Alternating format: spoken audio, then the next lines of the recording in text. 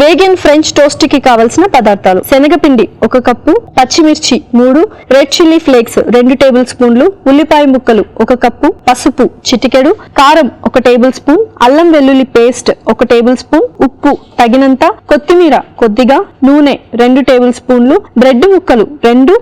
Vegan French toast తయారు చేసుకునే విధానం: ముందుగా ఒక మిక్సింగ్ బౌల్లో శనగపిండి, నీళ్లు పోసి ఉండలు లేకుండా కలుపుకోవాలి. తర్వాత అందులో పచ్చిమిర్చి, రెడ్ చిల్లీ ఫ్లేక్స్, ఉల్లిపాయ ముక్కలు, పసుపు, కారం, కొద్దిగా ఉప్పు, అల్లం వెల్లుల్లి పేస్ట్, కొత్తిమీర వేసి కలుపుకోవాలి. ఇప్పుడు స్టవ్ ఆన్ చేసి తవ్వాలో నూనె పోసి వేడయ్యాక కలిపి పెట్టుకున్న శనగపిండి మిశ్రమాన్ని బ్రెడ్ ముక్కలకి 2 పక్కలా రాసి పెనంపై వేసి 2 పక్కలా ఎర్రగా కాల్చుకొని కట్ చేసి సర్వింగ్ ప్లేట్ లోకి తీసుకొని సర్వ్ చేసుకుంటే ఎంతో రుచికరమైన వేగన్ ఫ్రెంచ్ టోస్ట్ రెడీ.